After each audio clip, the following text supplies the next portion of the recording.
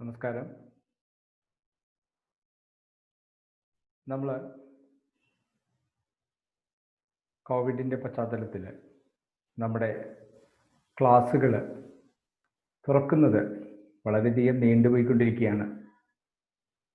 ഈ സാഹചര്യത്തിൽ ഇപ്പോൾ ജൂൺ പകുതിയോളമായി നമുക്ക് 2 ചാപ്റ്റർ ഉൾപ്പെടെ 2 ചാപ്റ്റർ അടുത്ത് തീരേണ്ട സമയമായി. പക്ഷേ ക്ലാസ്സുകൾ ആരംഭിക്കാൻ നമുക്ക് സാധിച്ചിട്ടില്ല. അതുകൊണ്ട് തന്നെ ഡിജിറ്റലായി ഓൺലൈനായി ക്ലാസ്സുകൾ നിങ്ങളിലേക്ക് എത്തിക്കാൻ ഞങ്ങൾ നിർബന്ധിതരായിരിക്കുകയാണ്. അതോട് നമ്മുടെ ഓൺലൈൻ ക്ലാസ് വീഡിയോ ആയിട്ട് നിങ്ങൾക്ക് നമ്മൾ അയച്ചു തരും. യൂട്യൂബ് വഴി വാട്സപ്പിലെ ലിങ്ക് തരും. ആ വാട്സപ്പിലെ ക്ലാസ് വാച്ച് ചെയ്തതിന് ശേഷം നോട്ട്സ് ഓൾറെഡി ഞാൻ തന്നിട്ടുണ്ട്. ആ നോട്ട്സ് ഉപയോഗിച്ച് പഠിച്ച് ഡൗട്ട്സ് എല്ലാം മെസ്സേജ് വഴി എന്നെ വിളിച്ചോ ക്ലാരിഫൈ ചെയ്ത് നമ്മുടെ പഠന പ്രവർത്തനങ്ങൾ മുന്നോട്ട് കൊണ്ടുപോകേണ്ടതുണ്ട്. അതുകൊണ്ട് എല്ലാവരും സഹകരിക്കുക. ആദ്യമേ നമ്മൾ നമ്മുടെ ഫസ്റ്റ് ചാപ്റ്ററായ ഫിസിക്സിലെ ഫസ്റ്റ് ചാപ്റ്ററായ ഇലക്ട്രോസ്റ്റാറ്റിക്സ് എന്ന് പറയുന്ന ചാപ്റ്റർ ആരംഭിക്കുകയാണ്. നമുക്കറിയാം, ഒരു ആക്ടിവിറ്റിയോട് കൂടിയാണ് നമ്മൾ ഈ ക്ലാസ് ആരംഭിക്കുക.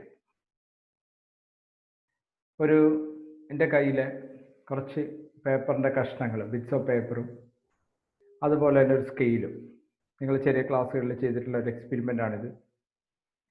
അതിൽ ഞാൻ ഈ സ്കെയില് ഇതിൻ്റെ തലയിൽ മുടിയിൽ ഉരസുകയാണ്. ഉരസുമ്പോൾ ശ്രദ്ധിക്കേണ്ട ഒരു കാര്യം എന്ന് വെച്ചാൽ അധികം എണ്ണയിടാത്ത, അതായത് നമ്മൾ ഉരസുമ്പോൾ ഒരു ഫ്രിക്ഷൻ കിട്ടണം. അങ്ങനെ നമ്മൾ ഉരസി കഴിയുമ്പോൾ കുറച്ച് സമയം ഉരസണം. ചെറിയ ക്ലാസ്സുകളിൽ ചെയ്തിട്ടുള്ള എക്സ്പെരിമെൻ്റ് ആയിരിക്കും. ഈ സ്കെയില് കണ്ടോ, ഈ പേപ്പർ ഇങ്ങനെ അട്രാക്റ്റഡായി 2-3 പേപ്പേഴ്സ് ഇതിലിങ്ങനെ ചാടി പിടിച്ചിട്ടുണ്ട്, അട്രാക്റ്റഡായി. അപ്പോൾ ഈ സ്കെയില് ഞാൻ തലയിൽ മുടിയിൽ ഉരസിയപ്പോൾ ഇതിന് ഈ പേപ്പർ കഷ്ണങ്ങളെ ആകർഷിക്കാൻ ഒരു കഴിവുണ്ടായി. ഇത് പേപ്പർ ആയതുകൊണ്ടാണ്. ഇനി മറ്റു വസ്തുക്കളെ ഇതുപോലെ തന്നെ വികർഷിക്കുകയും ചെയ്യും.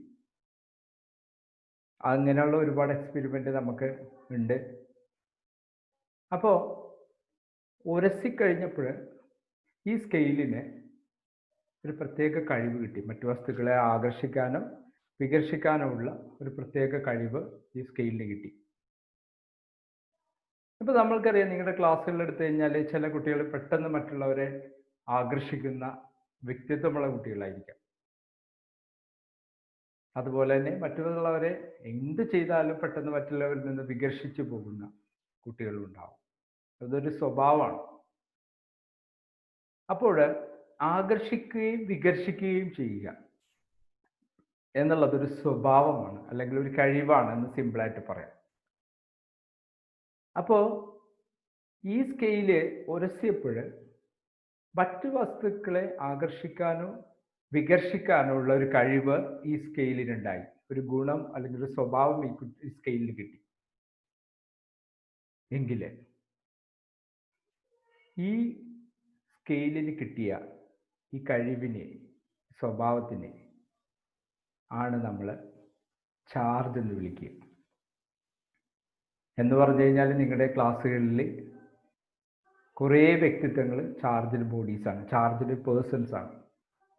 മറ്റുള്ളവരെ ആകർഷിക്കാനോ വികർഷിക്കാനുള്ള കഴിവുണ്ടെങ്കിൽ നിങ്ങളും ഒരു ചാർജ്ഡ് ബോഡിയാണ്.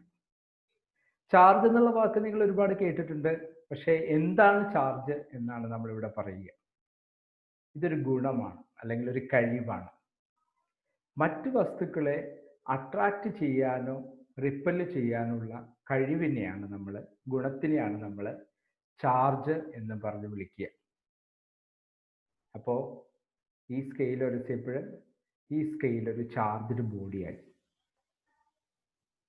നിങ്ങൾ ചാർജ് എന്താണ് എന്ന് ആണ് ഞാനിവിടെ പറഞ്ഞത്. ചാർജ് ഒരു ഗുണമാണ്, പൊതുവെയുള്ള ഒരു കഴിവാണ്, മറ്റു വസ്തുക്കളെ അട്രാക്ട് ചെയ്യാനും റിപ്പൽ ചെയ്യാനുള്ളതെന്ന് പറഞ്ഞു. ചാർജിന് ഏതൊക്കെ ടൈപ്പ് ചാർജ് ഉണ്ട്? Positive charge, negative charge. ഒരേ ലൈക്ക് ചാർജസ് റിപ്പൽ ചെയ്യുന്നു, അൺലൈക്ക് ചാർജസ് അട്രാക്ട് ചെയ്യുന്നു. അതുപോലെ ഇലക്ട്രോണിന് നെഗറ്റീവ് ചാർജാണ്, പ്രോട്ടോണിന് പോസിറ്റീവ് ചാർജാണ്, ഈ വക കാര്യങ്ങൾ പഠിച്ചിട്ടുണ്ട്.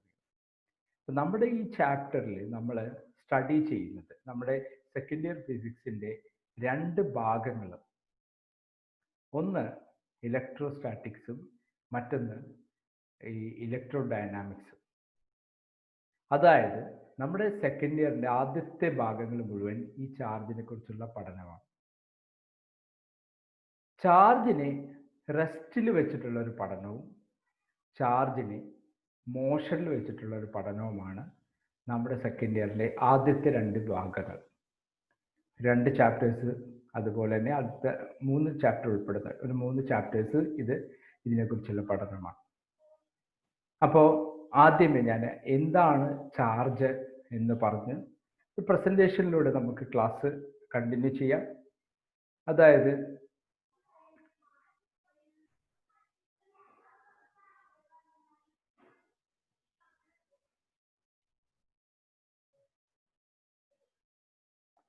എന്താണ് ചാർജ്, അതാണ് നമ്മൾ തുടങ്ങുക. What is charge? Charge is the ability to attract ഒരു റിപ്പൽ. വളരെ സിമ്പിൾ വേർഡ്സ് ആണ്, ഒരു കറക്റ്റ് ഡെഫിനിഷൻ ആണെങ്കിലും നമുക്ക് മനസ്സിലാക്കാൻ പറ്റിയ ഒരു ഡെഫിനിഷനാണ്. ചാർജ് എന്ന് പറയുന്നത് ഒരു കഴിവാണ്, മറ്റു വസ്തുക്കളെ അട്രാക്ട് ചെയ്യാനും റിപ്പൽ ചെയ്യാനുള്ള കഴിവ്. അപ്പോൾ നിങ്ങൾ കണ്ടായിരുന്നു, ഒരു സ്കെയിലിനെ മറ്റു വസ്തുക്കളെ അട്രാക്ട് ചെയ്യാനോ റിപ്പൽ ചെയ്യാനോ ഈ ഉരസൽ മൂലം, റബ്ബ് ചെയ്ത മൂലം ഈ ചാർജിന്, ഈ സ്കെയിലിന് കഴിവ് വന്നു. അതായത് ഈ ബോഡി ചാർജ്ഡായി. ഇപ്പം ഞാൻ പറഞ്ഞ പോലെ ചാർജ് ഒരു കഴിവാണ്, മറ്റു വസ്തുക്കളെ അട്രാക്ട് ചെയ്യാനോ റിപ്പൽ ചെയ്യാനുള്ള കഴിവ്. അപ്പോൾ ഞാൻ പറഞ്ഞു, നമ്മുടെ ഈ ചാർജിനെ കുറിച്ചുള്ള പഠനമാണ് നമ്മളുടെ സെക്കൻഡ് ഇയറിൻ്റെ ആദ്യ ഭാഗങ്ങൾ. 2 ചാപ്റ്റേഴ്സ്, 2 ഭാഗങ്ങളായിട്ടാണ് സെക്കൻഡ് ഇയർ ഫിസിക്സിൻ്റെ ഈ ചാർജിനേക്കുള്ള പഠനം വരിക. ഒന്ന് ചാർജിനെ റെസ്റ്റിൽ വെച്ചുകൊണ്ടും 2 ചാർജിനെ മോഷനിൽ വെച്ചുകൊണ്ടും. ആ 2 ഭാഗങ്ങളെ കുറിച്ചാണ് നമ്മളിനി പറയുക. Study of electric charges. ഈ ഇലക്ട്രിക് ചാർജസിനെ കുറിച്ചുള്ള 2 പഠനമാണ്, 2 ബ്രാഞ്ച് ഓഫ് ഫിസിക്സ് ആണ്. ഒന്ന് ഇലക്ട്രോസ്റ്റാറ്റിക്സ്, മറ്റൊന്ന് electro dynamics. Statics means rest, dynamics means motion. അപ്പോൾ ഇലക്ട്രോസ്റ്റാറ്റിക്സ് എന്ന് പറഞ്ഞു കഴിഞ്ഞാൽ അതിൽ നമ്മൾ ചാർജിനെ, അത് ഫ്രീ ചാർജ് ആണെങ്കിലും ബൗണ്ടഡ് ആണെങ്കിലും were considered to be at rest. ഇലക്ട്രോസ്റ്റാറ്റിക്സിലെ ചാർജ് എല്ലാം നമ്മൾ ഒരു പോയിന്റിൽ റെസ്റ്റ് ചെയ്ത് വെച്ചിട്ട് അതിൻ്റെ എഫക്ട്സും അതിൻ്റെ ഫിനോമിനെ കുറിച്ചുമാണ് നമ്മൾ സ്റ്റഡി ചെയ്യുക. ഇലക്ട്രോ ഡൈനാമിക്സിൽ ഈ ചാർജ് മൂവ് ചെയ്യുന്നു, ആ ചാർജിൻ്റെ മോഷനും ആ ചാർജിൻ്റെ മോഷൻ ഉണ്ടാക്കുന്ന പ്രതിഭാസങ്ങളെ കുറിച്ചുള്ള പഠനമാണ് electro dynamics or current electricity എന്ന് പറയും. അപ്പോൾ നമ്മുടെ ഫിസിക്സിൻ്റെ, സെക്കൻഡ് ഇയർ ഫിസിക്സിൻ്റെ ആദ്യ ഭാഗം ഇലക്ട്രോസ്റ്റാറ്റിക്സ്, അത് കഴിഞ്ഞ് രണ്ടാമത്തെ ഭാഗം electro dynamics or current electricity. ഇലക്ട്രോസ്റ്റാറ്റിക്സിൽ ചാർജിനെ റെസ്റ്റിൽ വെച്ചിട്ടും അതുപോലെ തന്നെ ഇലക്ട്രോ ഡൈനാമിക്സിൽ ചാർജിനെ മോഷനിൽ വെച്ചിട്ടുമുള്ള ഫിസിക്സിലെ പഠനമാണ് ദ ബ്രാഞ്ച് ഓഫ് ഫിസിക്സ്. നമ്മുടെ ആദ്യത്തെ ചാപ്റ്റർ ഇലക്ട്രോസ്റ്റാറ്റിക്സ് ആണ്, അതാണ് നമ്മൾ തുടങ്ങിയത്. Electrostatics is the branch of physics which deals with charges at rest. Electrostatics എന്ന് പറയുന്നത് ഫിസിക്സിലെ ഒരു ബ്രാഞ്ചാണ്, which deals with charges at rest. നമുക്കറിയാം, ഫിസിക്സിൽ പഠനത്തിൻ്റെ എളുപ്പത്തിന് വേണ്ടി പല ബ്രാഞ്ചസ് ആയിട്ട് ഡിവൈഡ് ചെയ്തിട്ടാണ് പഠിക്കുക. അതുപോലെ നമ്മൾ ചാർജിനെ റെസ്റ്റിൽ വെച്ച് അതിനെക്കുറിച്ചുള്ള പഠിക്കുന്ന ഒരു ബ്രാഞ്ചാണ് ഇലക്ട്രോസ്റ്റാറ്റിക്സ്. അതാണ് നമ്മുടെ ഫസ്റ്റ് 2 ചാപ്റ്റേഴ്സ് ഉൾപ്പെടുന്നത് ഇലക്ട്രോസ്റ്റാറ്റിക്സ് എന്ന് പറയുന്നത്. അപ്പോൾ നമുക്ക് ആരംഭിക്കാം. Electrostatics, this is the first chapter. നമ്മുടെ സെക്കൻഡ് ഇയർ ഫിസിക്സിന്റെ ഫസ്റ്റ് ചാപ്റ്റർ ആണ് ഇലക്ട്രോസ്റ്റാറ്റിക്സ്. അതിൽ 2 ചാപ്റ്റേഴ്സ് ഉൾപ്പെടുന്നതാണ് ഇലക്ട്രോസ്റ്റാറ്റിക്സ് എന്ന സെഷൻ. അപ്പോൾ what is electrostatics? Electrostatics is the branch of physics which deals with charges at rest. റെസ്റ്റിലിരിക്കുന്ന ചാർജിനെ കുറിച്ച് ഉള്ള പഠനമാണ് ഇലക്ട്രോസ്റ്റാറ്റിക്സ് എന്ന് പറയും.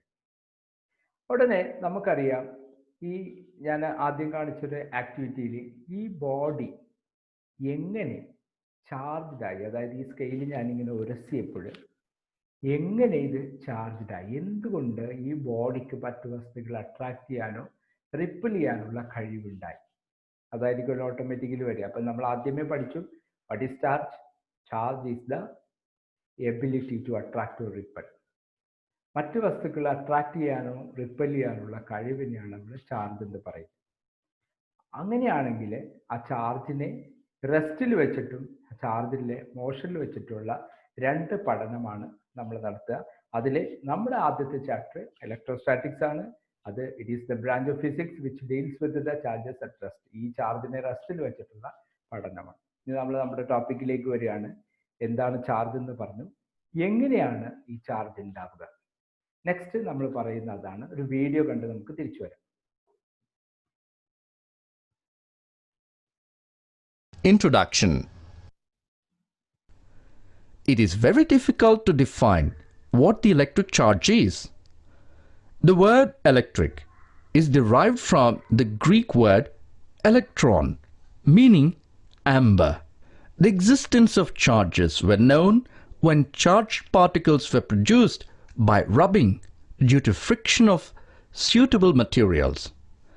These facts are demonstrated by simple experiments. A. Suspend a glass rod rubbed with silk. Bring another glass rod rubbed with silk nearer to the suspended rod. It is observed that the suspended rod will swing away, showing repulsion. B. Similarly, suspend a plastic rod rubbed with fur and bring another plastic rod rubbed with fur closer to it. We observe that the rods repel. C. Again, if we suspend a glass rod rubbed with silk and bring a plastic rod rubbed with fur nearer to the glass rod, we observe that the rods attract. From the above, we find that glass rod rubbed with silk acquires something different from that of plastic rubbed with fur. That something is called charge. Unlike charges attract, like charges repel. By convention, the charge on the glass rod when rubbed with silk is positive and the charge on the plastic rod when rubbed with fur is negative. It is due to mechanical friction that the electrons are torn from the atoms. Okay, നമ്മൾ ഒരു video കണ്ടു. നമ്മൾ ചെയ്ത പോലെ തന്നെ ഒരു activity ആയിരുന്നത്. ഒരു ഗ്ലാസ് റോഡ് ഉരസ് വേറൊരു ഗ്ലാസ് റോഡ് കൂടി ഉരസിയപ്പോഴത് നമ്മൾ റിപ്പൽ ചെയ്യുന്നു. അതേപോലെ തന്നെ അട്രാക്ട് ചെയ്യുന്നതുമായിട്ടുള്ള ഒരു വീഡിയോ. അപ്പം ഇവിടെ നിങ്ങൾക്കറിയാം, നിങ്ങൾ ചെറിയ ക്ലാസ്സിൽ പഠിച്ചിട്ടുണ്ട്, ഇലക്ട്രോണിന് നെഗറ്റീവ് ചാർജാണ്, പ്രോട്ടോണിന് പോസിറ്റീവ് ചാർജാണ് എന്നുള്ള കാര്യങ്ങൾ. അപ്പം എന്തുകൊണ്ട് ഈ സ്വഭാവം കാണിക്കുന്നു? ഇപ്പം രണ്ട് റോഡ് തമ്മിൽ ചില സമയത്ത് അട്രാക്ട് ചെയ്യുന്നു, ചില സമയത്ത് റിപ്പൽ ചെയ്യുന്നു. എന്ന് വെച്ച് കഴിഞ്ഞാൽ ഒരേപോലത്തെ സ്വഭാവമുള്ള വസ്തുക്കൾ തമ്മിൽ റിപ്പൽ ചെയ്യപ്പെടുന്നു, വ്യത്യസ്ത സ്വഭാവമുള്ള വസ്തുക്കൾ തമ്മിൽ അട്രാക്ട് ചെയ്യപ്പെടുന്നു. അപ്പോൾ ഈ രണ്ട് സ്വഭാവങ്ങളെ ഒരു പേരിട്ട് വിളിച്ചു. ഒരു സ്വഭാവത്തിനെ പോസിറ്റീവ് സ്വഭാവമെന്നും മറ്റേ സ്വഭാവത്തിനെ നെഗറ്റീവ് സ്വഭാവം. പോസിറ്റീവ് സ്വഭാവം അല്ലെങ്കിൽ നെഗറ്റീവ് സ്വഭാവം കൂടി എപ്പോഴും റിപ്പൾസീവ് നേച്ചറും, പോസിറ്റീവ് ആൻഡ് നെഗറ്റീവ് സ്വഭാവം എപ്പോഴും അട്രാക്റ്റീവ് നേച്ചറുമാണ്. അങ്ങനെയാണ് ചാർജിന് രണ്ട് പേര് കൊടുത്തത്. നിങ്ങൾക്കറിയാവുന്ന പോലെ positive charge and negative charge. നമുക്കറിയാം പോസിറ്റീവ് ചാർജ് എന്താണ്, നെഗറ്റീവ് ചാർജ് എന്താണെന്നുള്ളത് രണ്ട് സ്വഭാവമായിട്ട് കൺസിഡർ ചെയ്യുന്നു. ആ സ്വഭാവമുള്ളൊരു വസ്തുവാണ് ഇലക്ട്രോൺ. നെഗറ്റീവ് സ്വഭാവമുള്ളൊരു വസ്തു, പോസിറ്റീവ് സ്വഭാവമുള്ളൊരു വസ്തുവാണ് പ്രോട്ടോൺ. ഈ രണ്ടുപേരുടെ സ്വഭാവം തന്നെയാണ് ഈ സ്കെയിലിനെ അല്ലെങ്കിൽ മറ്റു വസ്തുക്കൾക്ക് അട്രാക്ട് ചെയ്യാനോ റിപ്പൽ ചെയ്യാനുള്ള കഴിവുണ്ടാക്കുന്നത്. അപ്പോൾ എല്ലാവർക്കും ഇപ്പോൾ ഒരു സംശയം ഉണ്ടാവും, എങ്ങനെയാണ് ഈ ബോഡി ഈ സ്വഭാവം കാണിക്കുന്നത്, എന്തുകൊണ്ടാണ് ഈ സ്വഭാവം കാണിക്കുക? അതിലേക്കാണ് നമ്മൾ വരിക. ഹൗ ബോഡീസ് ഗെറ്റ് ചാർജ്ഡ്, എങ്ങനെ ഈ സ്കെയിലിന് ഈ കഴിവുണ്ടായി? ഞാൻ തലയിൽ മുടിയായിട്ട് ഉരസിയപ്പോൾ ഇത് ബിറ്റ്സ് ഓഫ് പേപ്പറിനെ അട്രാക്ട് ചെയ്തു. എന്തുകൊണ്ട് ഈ ബിറ്റ്സ് ഓഫ് പേപ്പറിനെ ഇത് അട്രാക്ട് ചെയ്തു? നിങ്ങൾക്ക് അറിയാം, ഒരു മാറ്റർ ഉണ്ടാക്കിയിരിക്കുന്നത് അതിൻ്റെ ഏറ്റവും ചെറിയ കണികകൾ എന്ന് പറയുന്നത് ആറ്റമാണ്. ഒരു ആറ്റത്തിൻ്റെ സ്ട്രക്ചർ എല്ലാവരും പഠിച്ചിട്ടുണ്ട്. സെൻറ്ററിൽ ന്യൂക്ലിയസ്, ആ ന്യൂക്ലിയസിനകത്തായിട്ട് പ്രോട്ടോൺസും ന്യൂട്രോൺസും, ഡിഫറെൻ്റ് ഓർബിറ്റൽസിൽ ഇലക്ട്രോൺസ് റിവോൾവ് ചെയ്തുകൊണ്ടിരിക്കുകയാണ്. അപ്പോൾ ഈ ഒരു സ്കെയിൽ എടുത്തു കഴിഞ്ഞാൽ ഇതിനകത്ത് ഒരുപാട് പ്രോട്ടോൺസും ന്യൂട്രോൺസും, അതായത് ഇലക്ട്രോൺസ് ഉൾപ്പെടുന്ന ഒരുപാട് ആറ്റംസ് ഉണ്ടാകുന്നു. ഈ ആറ്റംസിൻ്റെ ഒരുപാട് നെഗറ്റീവ് ചാർജായിട്ടുള്ള ഇലക്ട്രോൺസും അതുപോലെ തന്നെ പോസിറ്റീവ് ചാർജായിട്ടുള്ള പ്രോട്ടോൺസും കൂടി തിങ്ങി നിറഞ്ഞിരിക്കുന്ന വസ്തുവാണ് ഈ ഒരു സ്കെയിൽ. അപ്പോൾ നമുക്കറിയാം, എപ്പോഴും ആറ്റം ഒരു ന്യൂട്രൽ സ്റ്റേജ് ആണ്.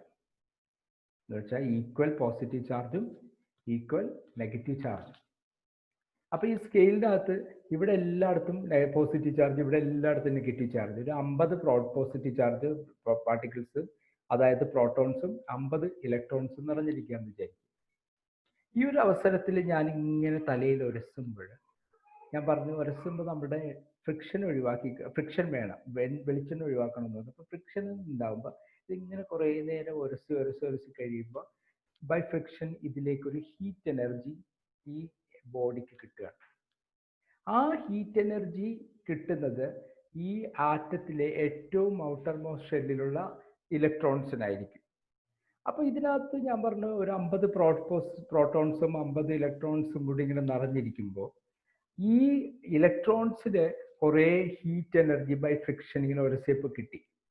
ഉടനെ തന്നെ ഈ 50 ഇലക്ട്രോൺസിൽ ഒരു 5 ഇലക്ട്രോൺ ഈ മുടിയിലേക്ക് ജമ്പ് ചെയ്ത് പോയി. അപ്പോൾ ആദ്യം 50 പ്രോട്ടോണും 50 ഇലക്ട്രോൺസുമായിട്ട് ന്യൂട്രലായിട്ടിരിക്കുന്ന ഒരവസ്ഥയിൽ 5 ഇലക്ട്രോണ് എൻ്റെ മുടിയിലേക്ക് ഉരസിയപ്പോൾ പോകും.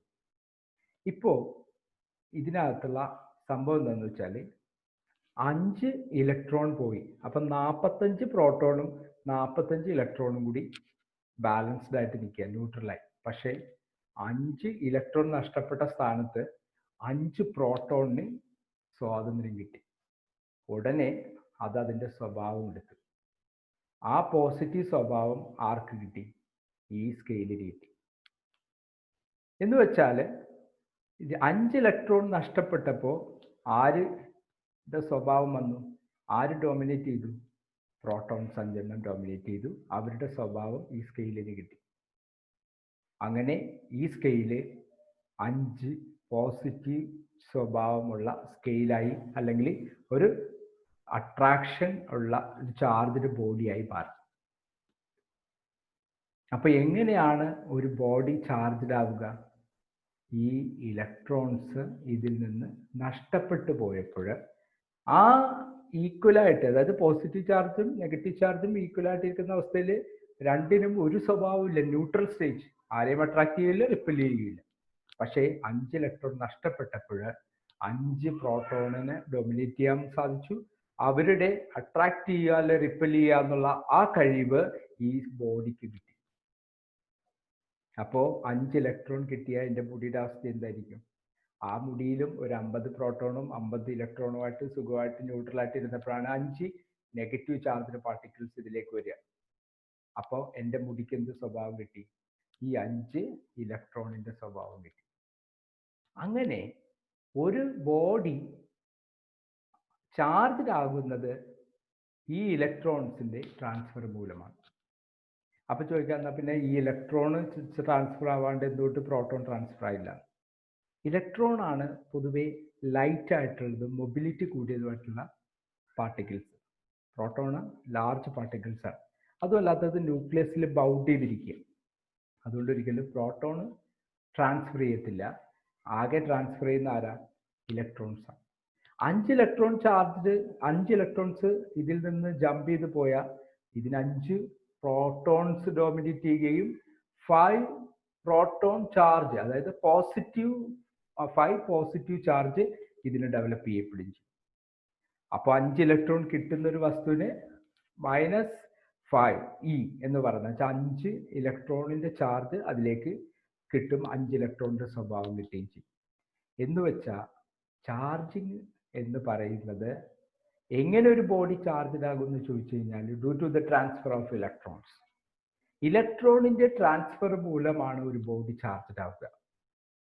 അത് ഇലക്ട്രോൺ നഷ്ടപ്പെട്ടാൽ എത്ര ഇലക്ട്രോൺ നഷ്ടപ്പെട്ടോ അത്രയും പോസിറ്റീവ് ചാർജ് ആ ബോഡിക്ക് കിട്ടും. 5 ഇലക്ട്രോൺ നഷ്ടപ്പെട്ടാൽ +5e അത്രയുമാണ് ആ ബോഡിയുടെ ചാർജ്. ഇ എന്ന് പറഞ്ഞാൽ ഇലക്ട്രോണിന്റെ ചാർജ്. അതായത് പോസിറ്റീവ് ചാർജിന്റെ ഇലക്ട്രോൺ പ്രോട്ടോണിന് ഒരേ ചാർജ് ആണ് മാഗ്നിറ്റ്യൂഡ്, പക്ഷെ ഒന്ന് പോസിറ്റീവ് ഒന്ന് നെഗറ്റീവ് ആണ്. അപ്പൊ 5 ഇലക്ട്രോൺ നഷ്ടപ്പെട്ട ഈ ബോഡിക്ക് +5e എന്ന് പറയുന്ന പോസിറ്റീവ് ചാർജ് കിട്ടും. 5 ഇലക്ട്രോൺ കിട്ടിയ ബോഡിക്ക് -5e എന്ന് പറയുന്ന ചാർജ് കിട്ടും. ഞാൻ ചുരുക്കി പറഞ്ഞാൽ എങ്ങനെ how bodies get charged due to the transfer of electrons. ഇലക്ട്രോണിന്റെ ട്രാൻസ്ഫർ മൂലമാണ് ഒരു ബോഡിക്ക് ചാർജ് കിട്ടുക. നമുക്ക് കുറെ കൂടി എളുപ്പത്തിൽ മനസ്സിലാക്കാൻ വേണ്ടി ഈ ഒരു വീഡിയോ ജസ്റ്റ് ഒന്ന് വാച്ച് ചെയ്ത് Start with the atom. Matter is made of atoms. We are made of atoms. Everything in the universe is made of atoms. An atom cannot be seen with a naked eye, so we will use a simplified model which can help us understand the structure of the atom. This is called the Bohr model. In the center of the atom there is a nucleus, which consists of neutrons which have no charge and protons which have positive charge. Also, there are negatively charged electrons orbiting around the nucleus. The number of neutrons, protons and electrons an atom has can tell us which material it is. The protons and the neutrons are positioned in the center of the atom, while the electrons circulate around the nucleus in a constant motion. The electrons are much lighter than the protons in the nucleus, and they can move very easy with almost the speed of light. They move around the nucleus in circular orbits or shells. Each shell can contain only a particular number of electrons. The first shell can hold 2 electrons, the second shell 8 electrons, the third shell can hold up to 18, and so on. The shells are filled up with electrons from the inside out. The number of electrons in the last, outer shell determines the reactivity of the atom, or its tendency to form chemical bonds with other atoms. When that shell is full, the atom is stable and least reactive. The outer shell is known as the valence shell, or the electrons found in it are called valence electrons. Some materials in this shell have loosely bound electrons, which allows them to flow from one atom to another. These moving electrons are called free electrons. How easy it is for an electron to move around depends on the material. Materials can be either conductors or insulators. Materials that are conductors, like most metals, allows free electrons to move freely throughout the solid, while insulators, like plastic or glass, limit the movement of the electrons, holding them tightly. Generally, the atoms have neutral charge, which means that they have the same number of electrons and protons. In other words, they have a net electric charge equal to 0. This is the lowest possible energy level of the atom, or so-called the ground state. However, we can change the atom's charge by causing it to gain or lose electrons. If an atom gains electrons, it becomes negatively charged, and opposite, if the atom loses electrons, it becomes positively charged. Charged atom is called positive or negative ion. For example, when you drag your feet across a carpet, you are creating many surface contacts between your feet and the carpet, allowing electrons to transfer to you, thereby building a static charge on your skin. Instead of you and the carpet having a neutral charge, a charge imbalance is being created between you as a conductor and the carpet as an insulator. Then, for example, when you touch a doorknob, which is a metal, all the charge wants to leave you and go to the doorknob in order to restore the charge imbalance. Therefore, you get a shock as the electrons leave you. Nature always seeks balance, a neutral charge equilibrium or a net charge of 0. During this process, we didn't create any new charges. The overall charge between the objects is still 0. This leads us to the law of conservation of electric charge, which says that you can't create a net electric charge. Instead, charge can only move from one place to another. Electric charge, in fact, is the most important property of the protons and electrons. The charge is denoted by Q, and the unit of charge is Coulomb. Objects can be positively or negatively charged, hence Q can have both positive and negative values. The charge of a single electron or proton is known as elementary charge and is denoted with the lowercase e. Protons have a charge of positive e and electrons of negative e. So one electron has a charge of negative 1.6 times 10 to the negative 19 Coulomb, and one negative Coulomb has 6.24 times 10 to the 18 electrons. One proton has the same value of electric charge but with positive sign. The